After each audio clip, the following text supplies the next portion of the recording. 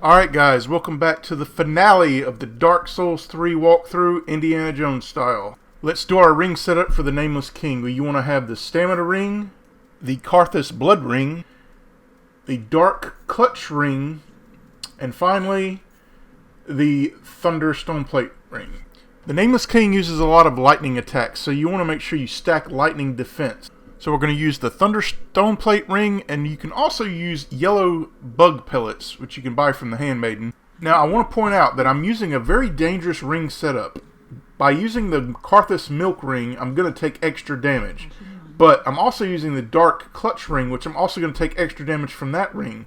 So, yes, I'm using a pretty dangerous ring setup. I'm going to take extra damage, but I learned a long time ago from a YouTuber, Press Continue. He's an amazing Dark Souls player.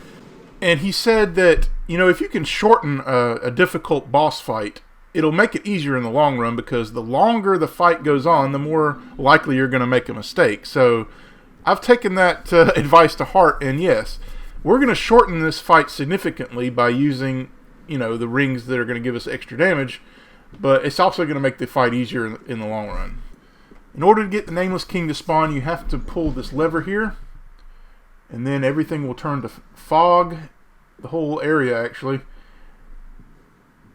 Now, in the first phase, the Nameless King will be riding on a wyvern. The wyvern isn't so dangerous as is the Nameless King. The Nameless King is still the one you need to watch. Camera work here in the first phase is the key to victory. I do not recommend locking on for this fight in the beginning phase.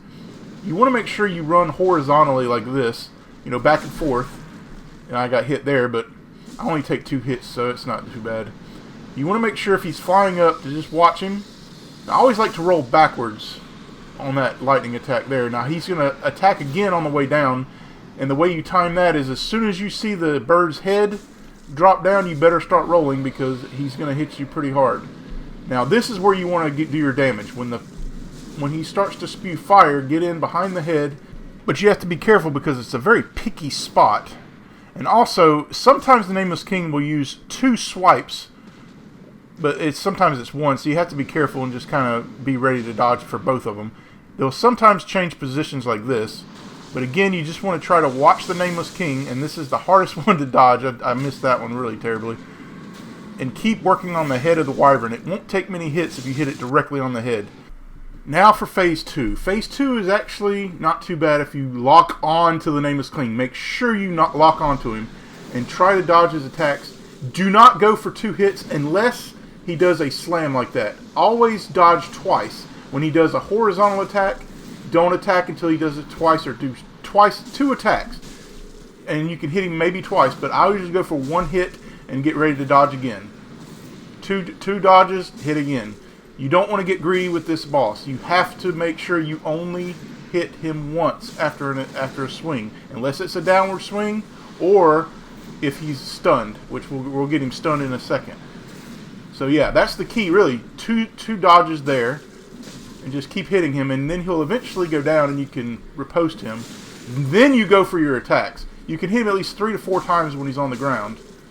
And then he's always going to do this when he rises up. He's always going to do that slam. So that's a telegraph. He's going to do it every time. Now here you want to make sure you wait for the lightning to dissipate as he's raising it up. If you dodge too early, you're always going to take a hit. You can see I have this fight down to a science. I did not even get hit in the second phase. It's absolutely critical that you do not get greedy. You just make sure to always dodge twice, attack once to be safe. Now, there were some attacks we didn't get to see. The wyvern sometimes rises up and spews fire on the arena. If they do that, run towards the screen, not away from it. If you can, try to throw on the silver covetous ring so that you can get the extra souls. Now we're going to go get our prize that's right in front of us. Is another Titanite slab. This will get our other whip to +10. We'll have 1 more to get. Now, if you go down here on the left, there's an interesting set of armor. The Dragon Slayer armor. No, the Ornstein. The Ornstein armor from Dark Souls 1, and as well the weapon, the Dragon Slayer spear. Now, let's go level up. we're pretty much done with Archdragon Peak. There's some items that we left, like basic items in the first area where we were running from the Wyvern in the first boss fight. You can go down there and score the area if you want to. Now we're still working on Faith. We can get it to 30 now. That's a good spot to be in for Faith. Now we're going to go and take on the next boss, the Twin Princes. This boss can be kind of difficult, guys. I'm not going to lie. They're very aggressive. Well, the first boss is. There's two of them you have to fight. We're going to keep the ring set up the way it is, except we're making a little bit of change here. We're going to do the Ring of Steel Protection, the Stamina Ring. We're going to keep the Blood Milk Ring, and we're going to go with... We still want to make sure we have some defense, and they do use fire. The first prince does, so we use some fire defense there. There's going to be some magic as well, defense, but the main thing here is you want to make sure you have green blossom. So we're going to use both varieties, the regular green blossom and the budding green blossom, which is a lot rarer. And we're also going to use Avalon in this fight, so we're going to use our exploding bolts that we got from our poor friend Grey Rat, because they're highly effective against the first phase of Lothric's princes. Now in the second phase we're not going to really use the exploding bolts because we have to hit the younger prince on the back. And the only way to do that is to get behind him, and you're not really going to be able to fire, your exploding bolts in an accurate manner that way. But it does help a lot, and he pretty much just lets you shoot him. So yeah, he'll still attack, but it's pretty much, you'll see, he just lets me shoot him. Now, I did say that this was a useless bonfire. I have to retract that statement because it's a shorter distance from the Dragon Slayer bonfire to the boss than the other one. So, okay, so it's not 100% useless, but... So it does have one use, and I'm using it here. Now, when you take this elevator shortcut to the boss, make sure you send it back down, because if you don't, if you inevitably die, you're going to have to wait quite a while for it to come back down. And remember, this one has two elevators. So definitely just make sure as you walk off of it, send it back down. Now, I've already died to this boss several times, so the fog wall is already up.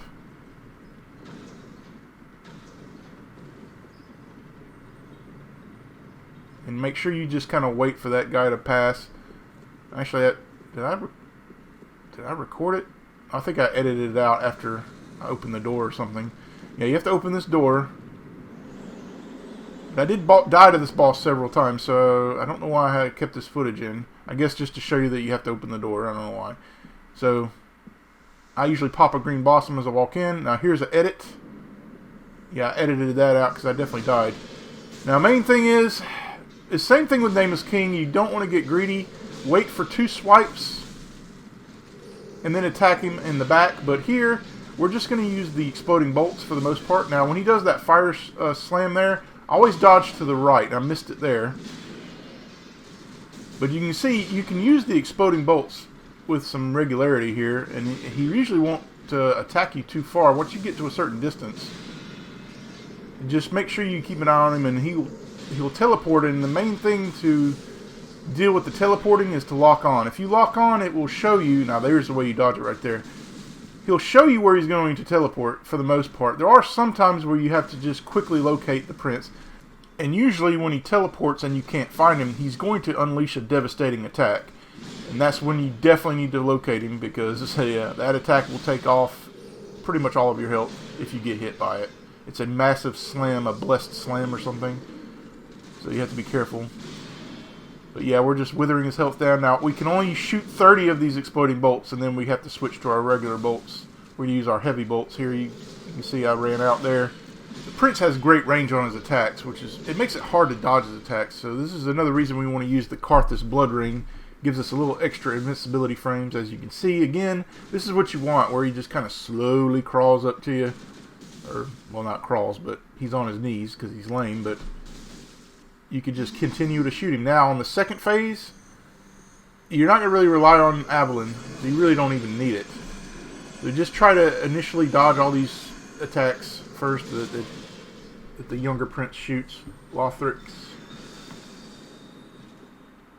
Now, he will be the magic user, so sometimes after the slam, You have to watch the younger brother too, because he'll shoot some magic at you after the big slam, and you just want to make sure you get behind the prince and hit him in the back, the younger prince, because here's the attack I'm talking about. You dodge and then you watch for the next attack. See, he'll shoot the beam of light,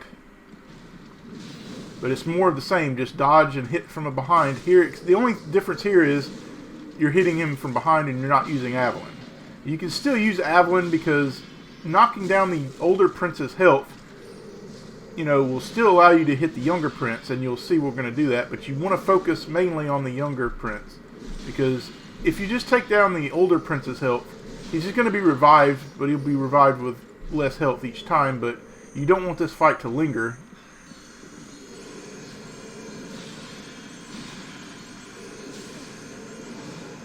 But yeah, it's just get behind him and hit him. With locking onto the prince is the key, really, and just getting patient and not getting greedy. Hitting him one time, get ready for a dodge. I mean, it's really what it is. It's really not that hard. Now, once the older brother goes down, I like to use all of my special attack with the frayed blade and finish off the younger prince. And that's it. Only one boss remains, the Soul of Cinder. Again, we're going to use our Silver Serpent Ring to get as many souls as possible. Now, I wanted to do one additional video, kind of like a bonus video that I've done like I did for the other Dark Souls games. Well, I didn't do it for Dark Souls 2, but for Dark Souls 1 I did a little extra bonus video. But this one will be a bit longer because I was going to go back and get a lot of the items that I missed. If you guys want to see that, let me know in the comments. Otherwise, I'm just going to go to the next project, which I believe is going to be Dusk, on Duskmere difficulty with all the secrets. But I'm not sure exactly yet. I have to talk to Plasma. Now, going into the final boss. The final boss is interesting. It's actually a culmination of everybody that's linked to fire in the past. So you're going to fight a variety of styles. You're going to fight, a pyromancer, a magic user, unfortunately for me, a spear user, which is the bane of my existence, and a version of Gwen's fighting style, which is a little upgraded. And it's a hell of a boss fight, guys. It's a really amazing boss fight. It's not incredibly difficult. We're still going to use the same strategies we used for the previous two bosses. Karthus Blood Ring and, a lot of defense. Fire defense and, physical defense. Now, I tried to buy the final slab from the Handmaiden, but I forgot that you actually have to put all the souls on the thrones of the Souls of Cinder on the thrones. Now this guy forgot he's already on the throne, so forgot about him. There's 4 you have to place. But yeah, you'll get a final Titanite slab from the Handmaiden for 30,000 souls once you place. I'm not sure how many souls, but I think you have to have them all in there. Especially the young prince and the old prince's souls. You have to put them up on the throne. But that'll be our final slab. Like I said, we're not going to use the coiled sword fragment as a trading bait for the crows. We could get our light crossbow to max, but it's just a light crossbow. We already have 3 really good crossbows. I'll do it in the New Game Plus if I ever play New Game Plus here, which probably will because I love Dark Souls. Now we can get the slab, the final slab, and we're going to use it on our final whip, which is the Spotted Whip. Now we'll have all of our whips. Well, actually I had 2 of them. We used the Notched Whip and the Spotted Whip. We got them all. The only weapon that we didn't get was the light crossbow. We got everything else to max. Now you're going to talk to the maiden, Firekeeper.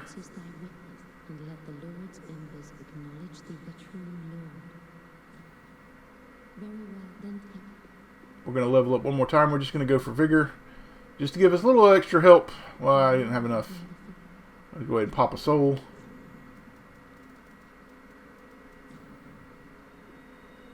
We're going to go with Vigor just to make get a little bit extra padding for this boss.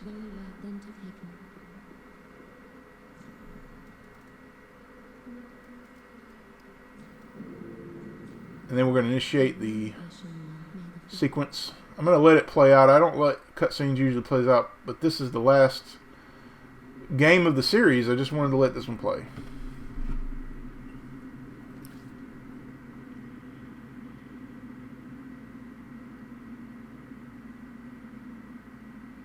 Noble lords of Cinder, the fire fades.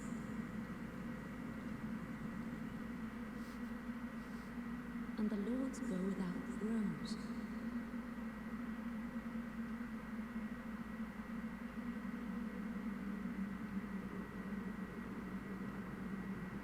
Surrender your fires to the true air.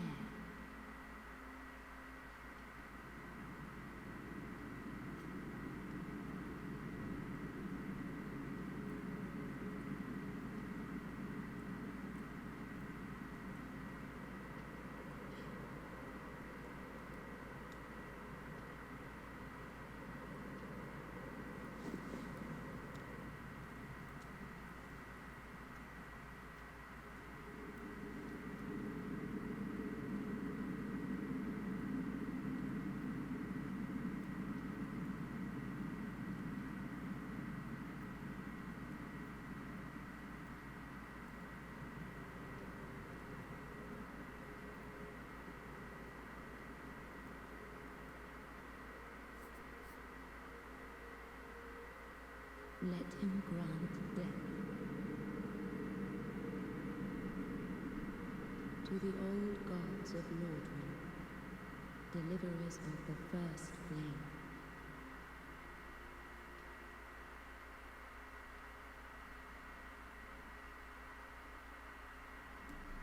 Now you'll be in a dark Firelink shrine. We're just going to teleport backwards because we still have some business to attend to. We need to go back to the archives now that we have defeated the young and the old prince, and we can get the ashes of Orbeck and trade them with Uria to get the best ending, which is the Lord of Hollows ending. And we'll also get an interesting weapon called the Morian Blade. This is the blade that the guy that was protecting, it was in the Ashes of Ariandel, the guy that had the dark blade on him, where we fought him just before we got to the painter. Yeah, that's his weapon. It's the only way to get it, so it's an interesting weapon, but we're not going to use it, but still, I like to get all the stuff I can.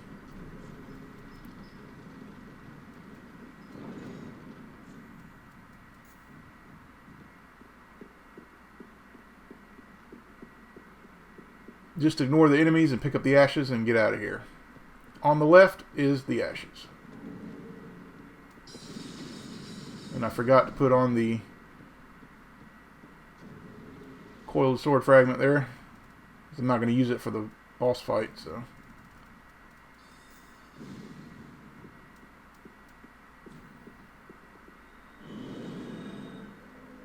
So we're going to go to Uria and give her the ashes. Make sure you exhaust every bit of dialogue that she has to advance everything so you can get the ending. I presume wonderful the spell of as it should is Lord. Oh Lord, like when the aid. Make sure it repeats. Oh, like when the honorable usurper. Now we're ready to take on the final boss of the Dark Souls series.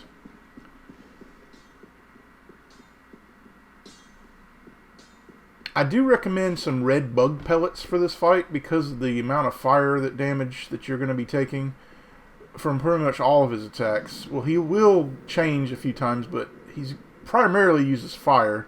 So stacking fire defense is a good idea. You might even want to put on the speckled stone plate ring in addition, but we're going to use the steel ring of steel protection and the fire stone plate ring. But yeah, we're going to do some red bug pellets as well.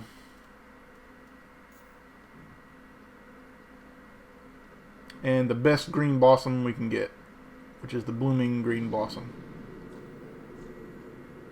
And we are going to use Avalon because not just to attack him, but to provoke him to come to us, because later on he wants to spam spells.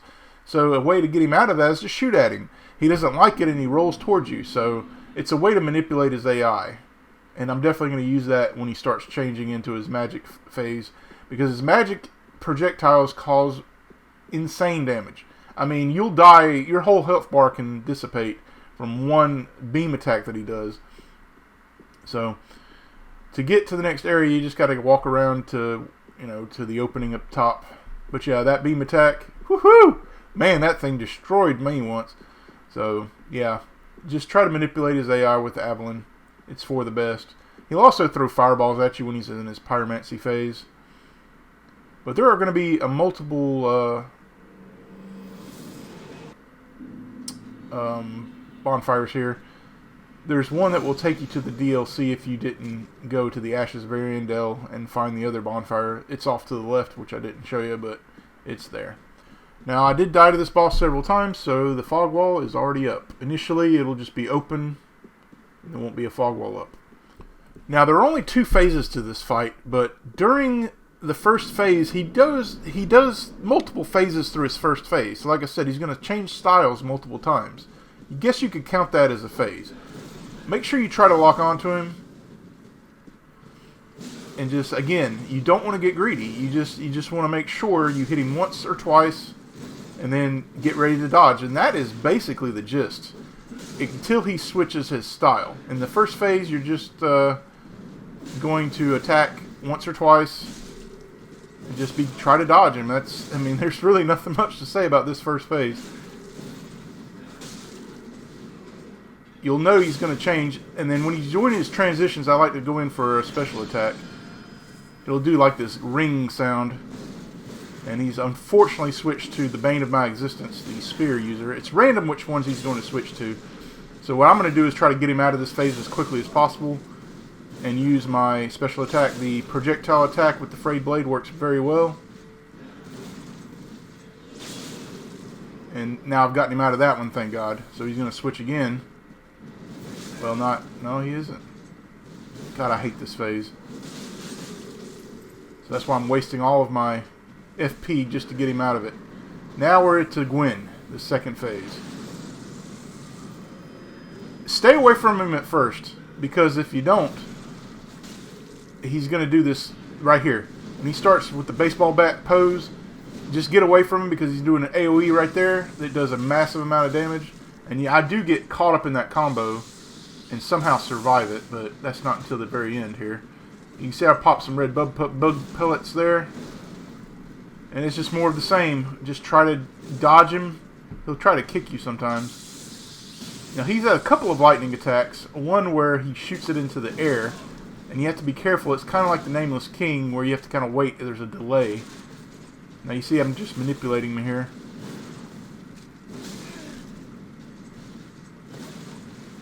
I didn't actually get to show you the magical phase or the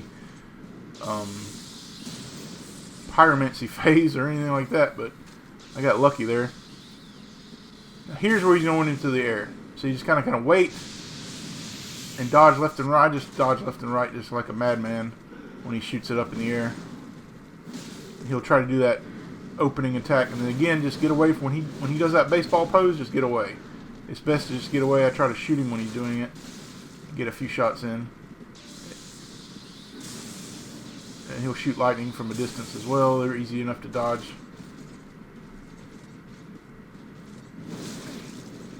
Here, I think this is where I get in trouble. I gotta take a massive amount of damage from his combo.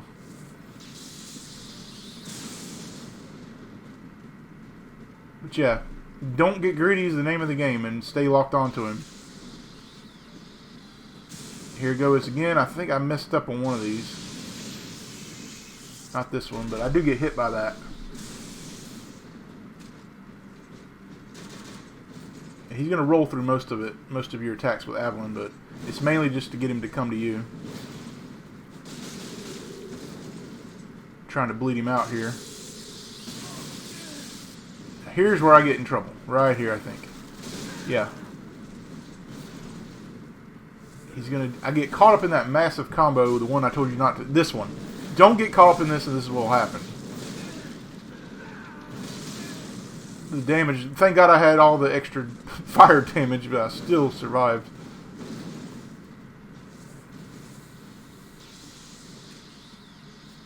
And again, this is where I make the mistake on the other one. You can stack lightning defense if you want, because he does use lightning attacks as well. But it's just, like I said, it's been the same for the last 3 bosses. We dodge a couple of times and hit him once and dodge a couple more times. It's really not that hard when you break it down. But we are overpowered with our weaponry and stuff, but that's it. We have completed Dark Souls 3, and now we have completed the entire trilogy, Indiana Jones style. I might do an Elden Ring Indiana Jones build in the future. Not sure yet. I want to play Sekiro as well. It's another FromSoft game. Now here I was confused. I wasn't exactly sure if you walk away or if you link the fire. I couldn't remember, because I beat this on the Xbox months ago, and I don't remember. I just went for the regular ending. But here I was going for the good ending. But you do have to link the fire still, as you would for the basic ending. You can't just walk away like we did in the previous 2 games. So you have to link the fire. I'm just going to let it play.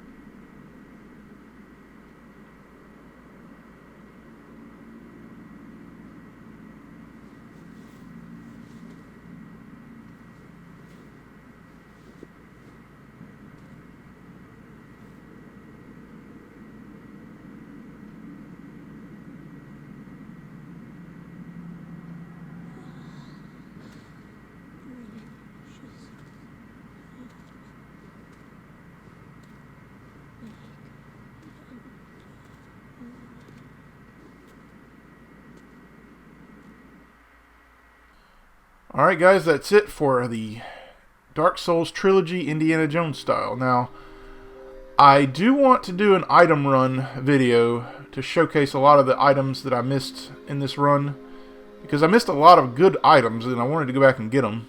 But if you want me to do it, just let me know in the comments. Otherwise, like I said, I'm going to move on to the next project. Now, the thing I like about the Dark Souls 2 and 3 is that it gives you the option to go into New Game Plus or stay in the current game, and I'm going to stay in the current game so I can do the item run. Even if you guys don't want it, I'm still going to do it for myself. But yeah, it's a nice option. I wish Dark Souls 1 would have had it instead of abruptly taking you into New Game Plus. And we're just going to level up again. I'm going to do, I think it's Faith again.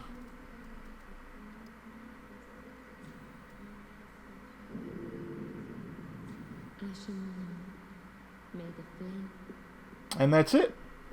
I really enjoyed making these videos, guys. Dark Souls is one of the best series of all time, in my opinion. And I highly suggest, if you haven't played them, to play them, because they truly are masterpieces. Even Part 2, which people really didn't like. I eventually want to play Demon Souls, but I'm not going to buy a PlayStation 5 for it. Eventually, if it comes to PC, I'll do that one. I do have Sekiro. I want to play that as well as Elden Ring, which I still haven't played. I've been putting it on the back burner, but I really want to play that as well. So, yeah, I got a lot of FromSoft games to play still. But I think it's going to be Dusk in the future. I'm not sure, though. We'll have to talk to Plasma. I'll see you guys next time.